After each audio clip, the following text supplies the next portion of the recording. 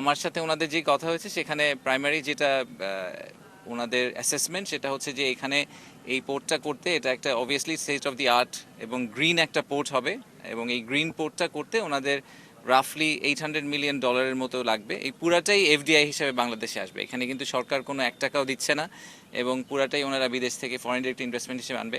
Context হিসাবে বলি, আপনারা জানেন যে বাংলাদেশের এফডিআই নাম্বারটা কিন্তু খুবই ছোট।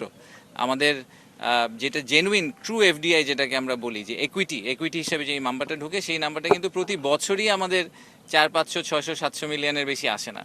তো এই একটা প্রজেক্টে যদি আমাদের $800 মিলিয়ন এফডিআই আসে এবং এপিএম এর মতো একটা ভালো কোম্পানি থেকে, সেটা আমাদের দেশের ইকোনমির জন্য এবং ওভারঅল আমাদের ফাইন্যান্সিয়াল হেলথের জন্য is very very crucial.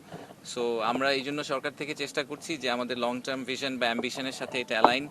At the same time এই কোম্পানিটা গ্লোবালি খুবই ওয়েল রেপুটেড, তাদের অপারেশনাল এক্সপিরিয়েন্সও খুব ভালো, তারা ওই নলেজটা নিয়ে আসবে, তারা গ্রিন পোর্টের কনসেপ্ট নিয়ে আসবে বাংলাদেশে, এবং আমাদের আশা হচ্ছে যে এর মাধ্যমে অনেক মানুষের কর্মসংস্থান হবে, এবং অ্যাট দ্য সেম টাইম আমাদের যে ওভারঅল এফডিআই নাম্বারটা, সেই নাম্বারটাতে একটা সিগনিফিক্যান্ট স্পাইক হবে। সো এই কারণে আমরা আর কি এই প্রজেক্টটাকে খুবই সিরিয়াসলি, খুবই ডেডিকেটেডলি ট্র্যাক করার চেষ্টা করছি। বিরা থেকে ট্র্যাক করার মূল কারণ হচ্ছে ইনভেস্টমেন্টের পিসটাতে। সো আপনারা প্রায়ই দেখবেন যে আমরা হয়তো এটা নিয়ে কথাবার্তা বলবো।